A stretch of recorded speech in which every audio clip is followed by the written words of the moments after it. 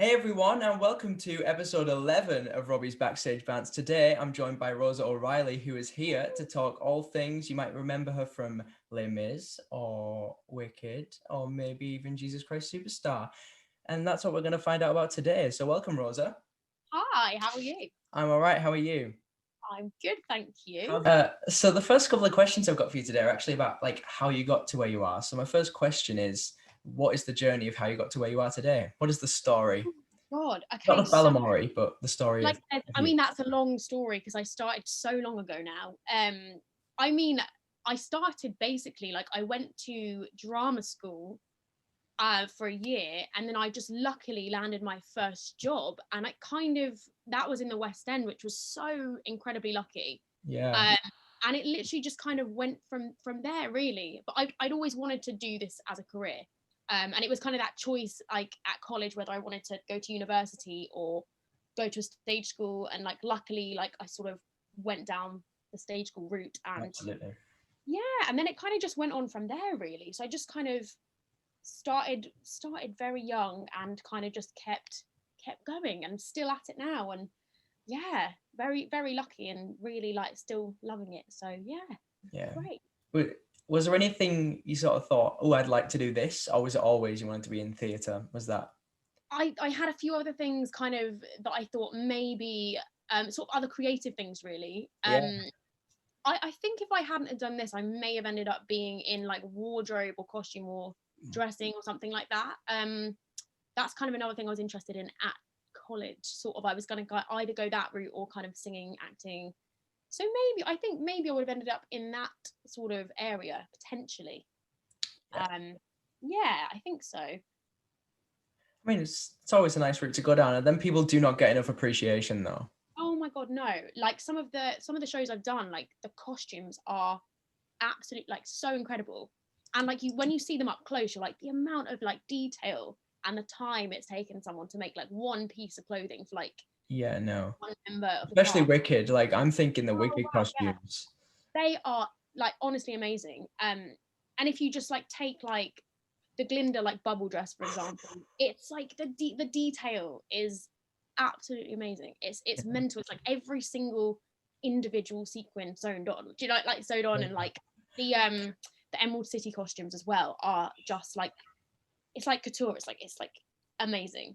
Just like Yeah. very well made and like very detailed. And yeah, the costume department there is top of the game. I bet. Yeah. No. I mean, you don't even see half the detail from the audience, I can imagine. I mean, they look amazing, but up close, honestly, Oh, it's yeah. yeah, incredible. So now I'm just going to drop into a little chat about your career. Now, I'm going to go in sort of order, but then I've grouped some things together, which obviously you'll understand when we get there. I've gone back to stuff. I've gone back and forward with shows as well. So. Yeah. So I thought if I group them all together, we won't get confused.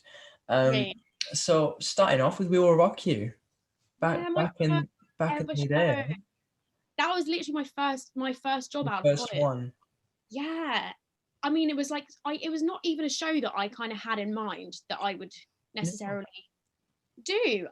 So it was really great. It was like it's such an experience as a first job, absolutely mental. Like, we met Brian May, and we like sung with like this huge rock band on stage every night, and I got to cover one of the lead parts, which was insane. Yeah. Got to go on for it as well. It was just literally being like in a rock show every night. Like it was amazing, like such an amazing experience. So much Uh, fun. yeah, so much fun, and obviously the music is like it's Queen. It's just like epic stuff, and like some of the voices in that show, I remember the lead parts and like the ensemble. You like kind of look at them and you go like as a first job, you go, oh my god, like I can't believe I'm part of this. And there was Yeah. a lot of like kind of inspiration from people. I remember I felt like I was kind of learning stuff on that job. Yeah, it was epic. It was epic. Especially meeting Brian May, that's something. I mean, that was ridiculous. I was just like, I can't even believe this is happening. No, He I don't came think up I would. to the stage at the end. But he came like a couple of times, I think, and he would come up through the trap door and do the guitar solo, and the whole audience like wouldn't know, and everyone would just be like, "What's happening?"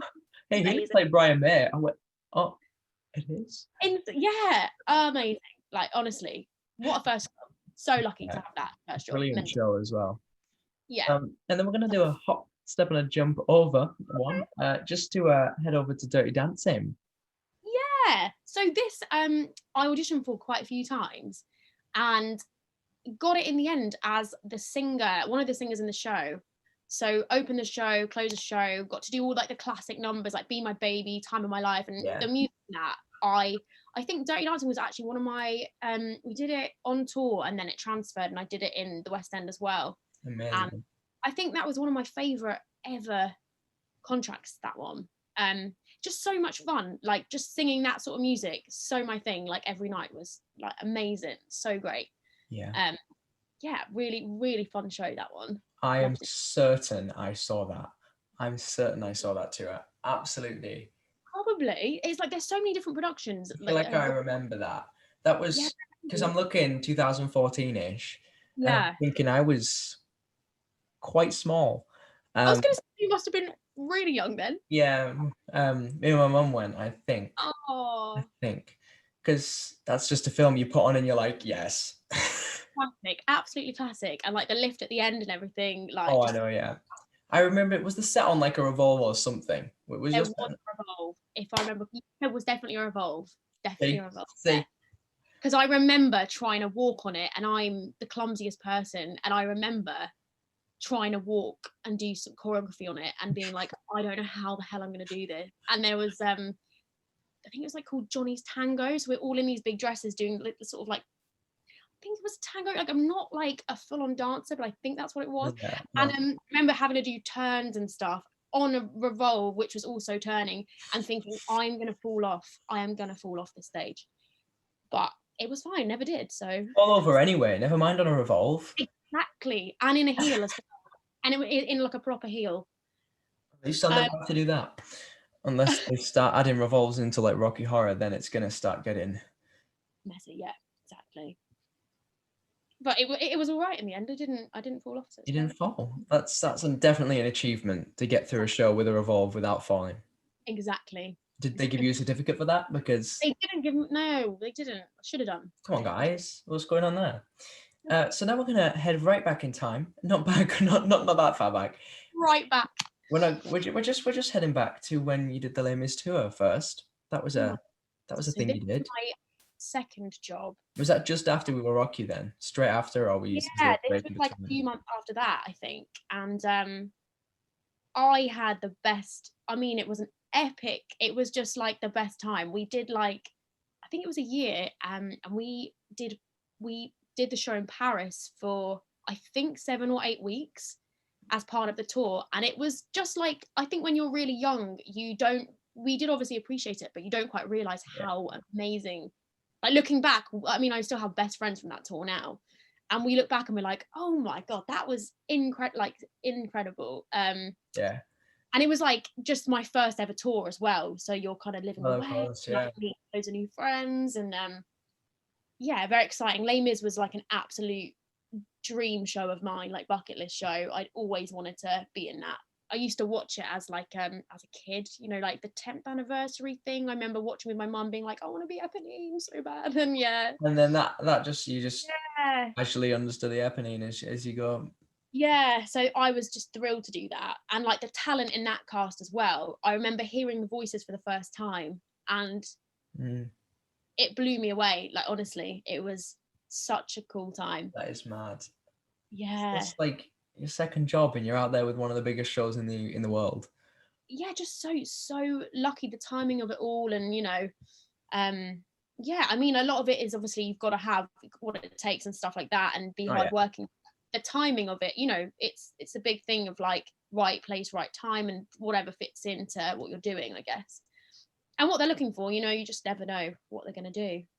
Yeah, but you've had quite a history with Les Mis because not just the tour, but also a little film that happened. Yeah, so that was another thing that was completely, I didn't really know that was happening. And then the kind of like people started talking about it and sort of thought nothing of it, and then just kind of had to do like a tape for it and got the job, and I was absolutely thrilled. Ladies. Yeah, because I said to my agent at the time, I was like, I don't care what I do in this, I want to be in it. I was like, I will be on the floor in the corner, whatever. And they were like, okay, cool. So but then I got it and ended up playing a prostitute, which was great. And I think I'm in it for, I think we filmed for like 2-3 weeks, but I'm in it for like maybe like half a second, which is, Well, yeah, it's better than nothing, eh? It's you're great. in the limit. I mean, not many people can say you're in the film. Yeah, And there's like a few little flashes but you can, but yeah, but it yeah, was such, again, like that was and that's just so different from being in a stage show, like the way that the scheduling works, down to kind of like being on a film set, was just completely new experience for me. yeah, It was really cool. brilliant film as well. You can't not. Okay. It's just too much. And then back to Les Mis again. Yes. Just Okay. quite recently. Quite recently. Yeah, For the concert. concert, and again, this one came out of nowhere. This is magical.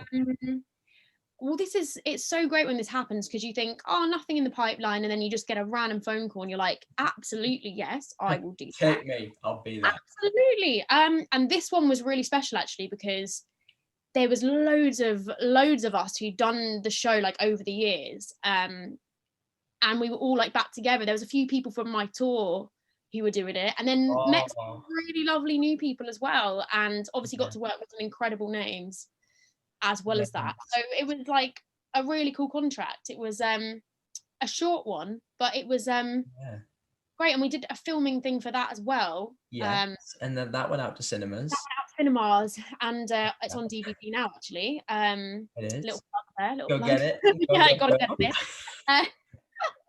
And that was again like a really great experience, and really strange, because I've never had that experience of the show being filmed in that way either. So that was a really nice experience too. So how does that work on stage then? Is that any different to you having the cameras in your face, or is it just?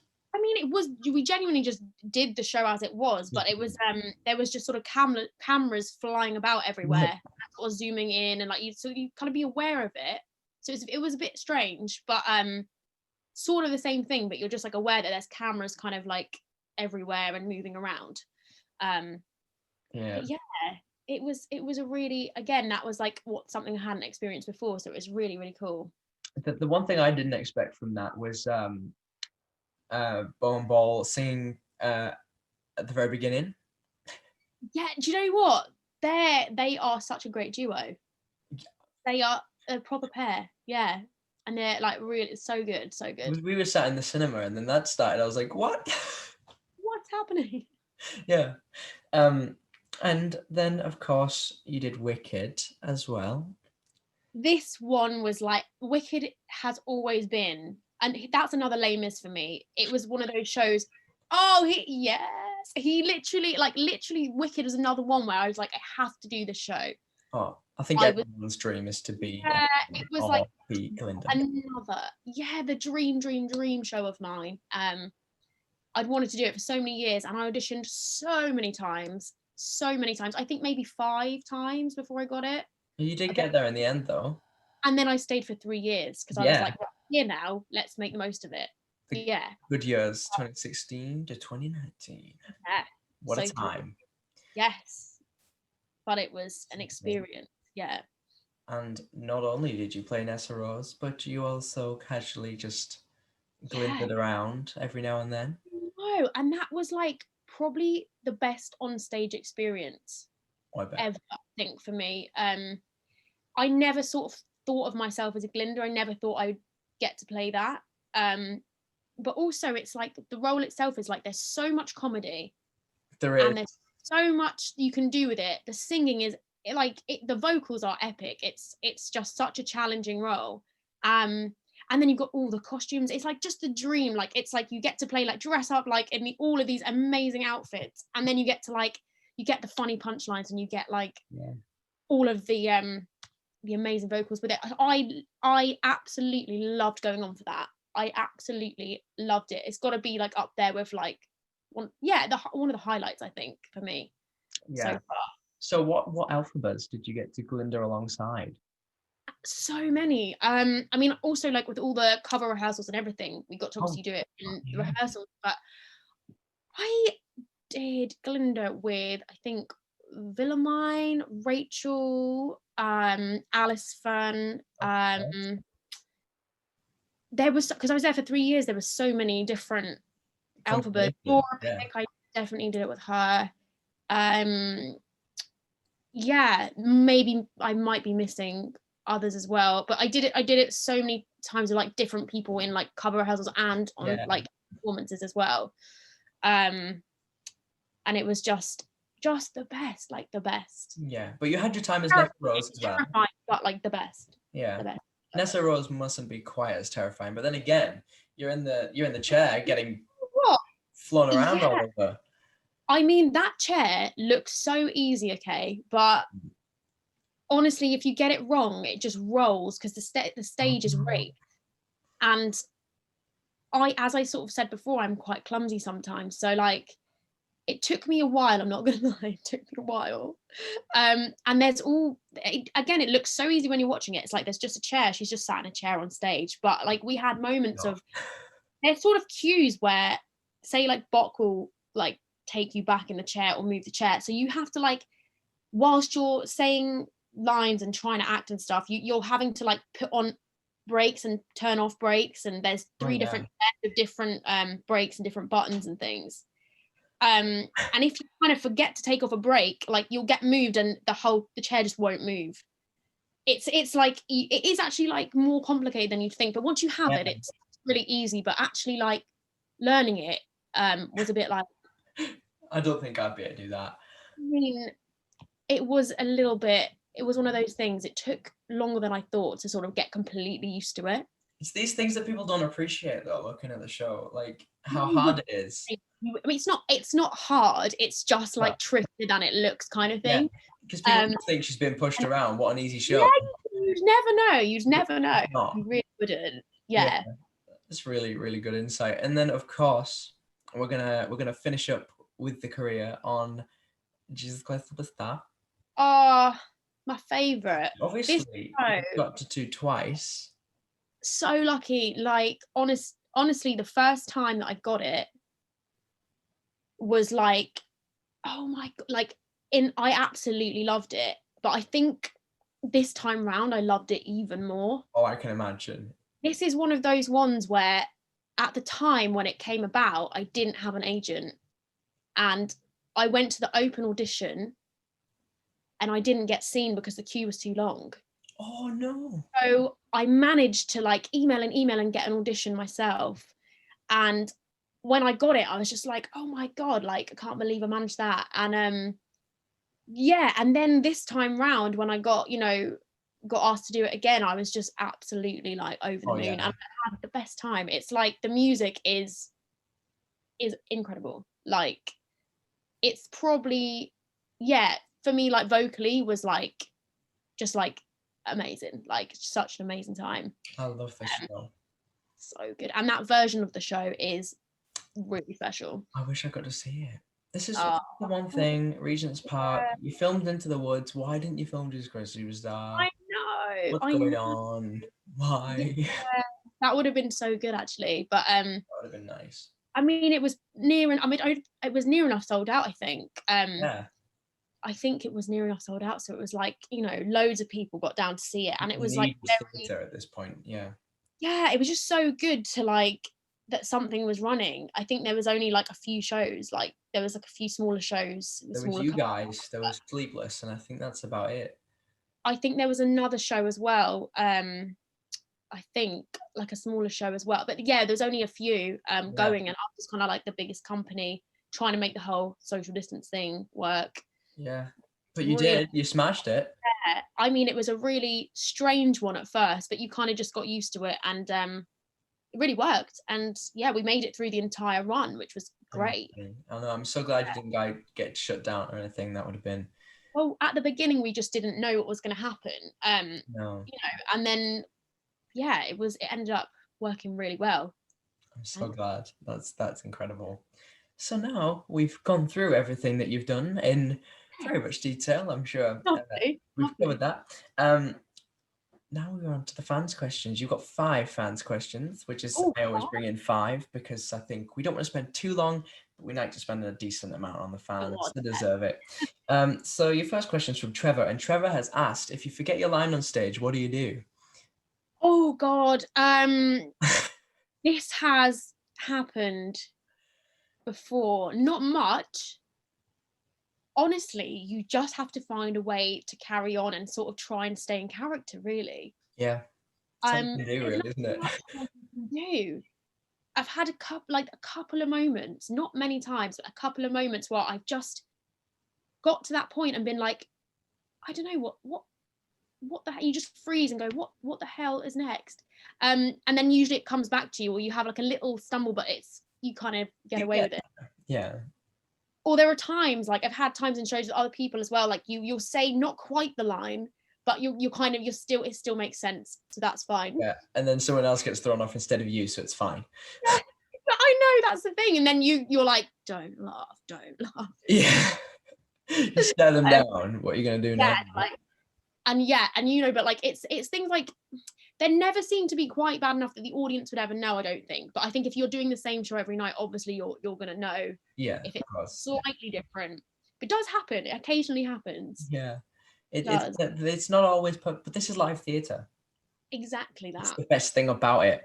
Exactly. Sometimes people want to be there for the mishaps. I mean, this is. They do love it. They do. They love it, and then they'll always think they have an inside joke with you. Directors don't love it so much, but But hey, okay. We're only human, and as long as you keep it professional. I mean, people enjoy the show. It's not going to stop anyone from enjoying the show. So yeah, I think if you were starting to do stuff like that all the time, not good. No. Odd moment of maybe adding it on purpose. Yeah.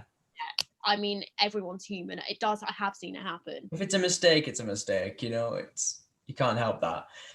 Your second fan question is from Olivia, and Olivia has asked, how did it feel performing in 2020 when no one else was performing? Do you know what? I think that everyone in the show completely appreciated it. Not that we don't appreciate it usually, but I think because it's a job for us, it is a job, it's what we do. Yeah. And that's our work. But I think everyone appreciated it so much more. So I think it was a really strange one. And the whole experience was, at the beginning, we were all very like, oh, this is very odd. Like, we can't hug our colleagues. Like, musical theatre people are so friendly and we all know each other anyway. So hard not to hug people. It was so hard not to share the love, like hug everyone and be like, oh my God, hi, and nice to see you. But like, we did really just get used to it. And I think all of us really wanted it to work. So we really were good. It was a strange feeling, but I think it just sort of became, like the new normal, what everyone's saying. It sort of really did become that though. And it did feel strange. And obviously it's difficult when so many people want to work and stuff, and but I think it made us all the more grateful for it. As cheesy as that sounds, it is kind of true. Like, we were just imagine, and like making the most of every minute of it. I mean, yeah, it was You'll great. have memories from this that you wouldn't have, different feelings, isn't it? Because 100%. one of the only shows actually open in this time, which was incredible. Lynn's asked, did you feel nervous about performing with the likes of Bone Ball in Les Mis? No, not nervous. But just more like very honoured and very like. Oh, absolutely.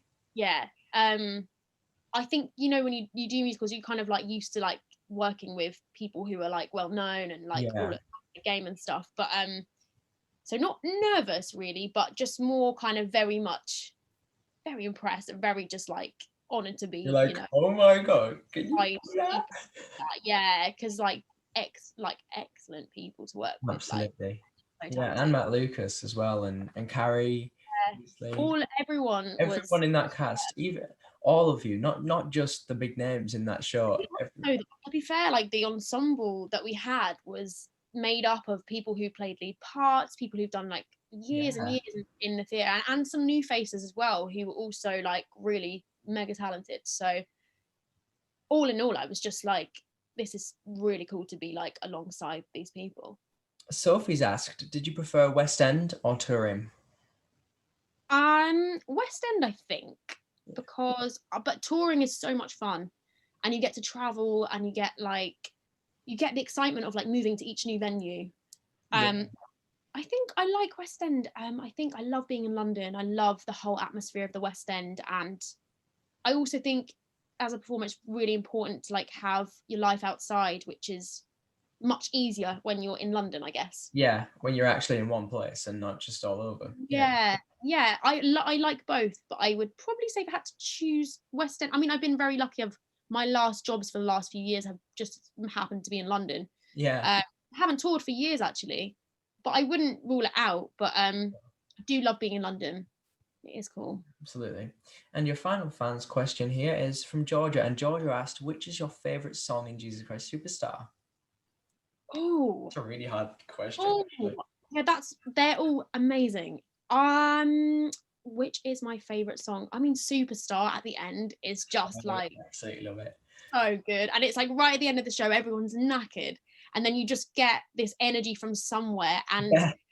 I was like one of the soul girls, so there was the three of us doing all this sort of like 3-part harmony, and we were just really able to go for it on that bit and like absolutely like just live our best lives. So I think Superstar for me. Fair enough. Yeah, Yeah, I absolutely agree with you on that. Yeah. So now you've made it to the fans' questions. Your final Oh. thing today is how well do you know Jesus Christ Superstar? Okay, well, okay, let's give it a go. I mean, I don't know what's gonna happen. This was hard to write, I'll put it that way. Okay. Okay, here we go. So your first question is, how many songs are in the remastered 2005 album? Are we including like the overture? This includes the overture, yes. I went with the newer one, the remastered one, because the original didn't have a song in it. There's a lot of songs in this because it's sung through. Are Okay. you gonna count them or are you gonna make a wild guess? I'm gonna go for a wild guess of like maybe 24. No, Is it actually 24? That is dead on. I kid you not. There is a 24. Like, best much these I was thinking around like the 24, 25 mark because there's so many songs in it. It's like no dialogue. I can't believe I got that right. Well, I literally originally looked, and then I was going through, and then I was like, hold on, could we start again? This wasn't in there, and then I had to go back and add it in. I was like, aha. I was gonna say, does the overture and like the end bit kind of that sound that okay? Yeah, so I can't believe I got that right. Oh, spot on. Wow. Right, your next one's a finish the lyric. Oh no. It's quite an easy one. The lyric I'm giving you is, I've been living to see you. Dying to see you, but it shouldn't be like this. Yes. Thank God, because I was love that song. Absolutely love that song. Gorgeous song. Yes. Now this question is really, really odd, but I absolutely love it. What is the last word sung by Judas in Act 1? Oh, you're joking. Okay, so technically in this last concert version, there was no acts. They were just sung through. So we didn't have an interval. Right. Let me pick my brain. Oh God, I have no idea. Would you like to know where Act 1 was split originally? I think I can. Wait, the last word sung by Judas in the Act 1. Yes. I think. I can give you a multiple choice. Give me multiple choice, yeah. Night, there, Gethsemane, or Jesus.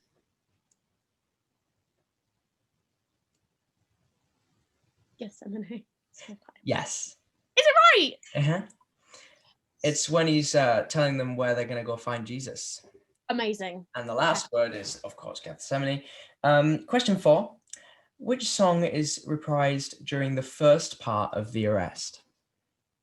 Oh God, what's the buzz? Yes. You see, that was quick.